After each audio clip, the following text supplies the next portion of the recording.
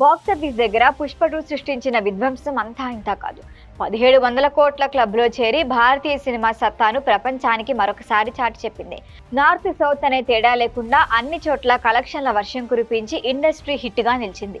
ఈ భారీ విజయం తర్వాత అందరి మధ్యలో ఉన్న ఒకే ఒక ప్రశ్న, పుష్ప 3 ఎప్పుడు?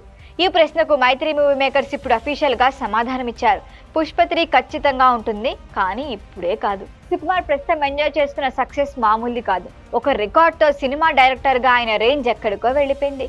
ఇప్పుడు వెంటనే పుష్ప 3 మొదలు పెడితే హైప్ పీక్స్ లో ఉంటుందన్నది వాస్తవమే. కానీ సుకుమార్ మాత్రం తన పాత కమిట్మెంట్ ను పూర్తి చేయడానికి సిద్ధమయ్యారు. రామ్ చరణ్ తో చేయాల్సిన ప్రాజెక్టు RC-17 పూర్తయిన తర్వాతే పుష్ప 3ని పట్టాలెక్కిస్తామని నిర్మాతలు క్లారిటీ ఇచ్చారు. సాధారణంగా ఒక ఫ్రాంచైజీ ఇంత పెద్ద హిట్ అయినప్పుడు ఆ వేడి చల్లారక ముందే తర్వాతి పార్ట్ తీయాలని చూస్తారు. కానీ సుకుమార్ మాత్రం గ్యాప్ తీసుకోవాలనుకుంటున్నారు. రంగస్థలం లాంటి క్లాసిక్ తర్వాత చరణ్ సుకుమార్ కాంబినేషన్ అనగానే అంచనాలు భారీగా ఉన్నాయి.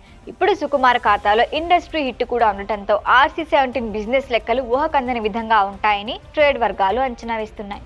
నిజానికి ఈ గ్యాప్ పుష్ప 3 కూడా మంచే చేస్తుంది. వెంటనే సినిమాలు వస్తే ప్రేక్షకులకు ఒక రకమైన రొటీన్ ఫీలింగ్ వచ్చే అవకాశం ఉంది. అదే మధ్యలో చరణ్ సినిమా వచ్చి అది హిట్ అయితే ఆ తర్వాత వచ్చే పుష్ప 3 మీద క్యూరియాసిటీ డబుల్ అవుతుంది. పుష్పరాజుగా బన్నీ విశ్వరూపం చూశాక మూడో పార్ట్లో ఇంకేం చూపిస్తారు అనే ఆసక్తి అందరిలో ఉంది.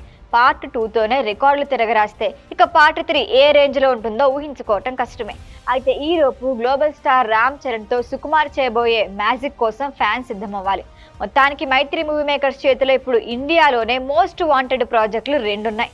అలాగే రాబోయే రోజుల్లో మరికొంతమంది అగ్ర హీరోలతో కూడా ఈ సంస్థ మరికొన్ని క్రేజీ ప్రాజెక్టులను లైన్ లో పెట్టబోతోంది.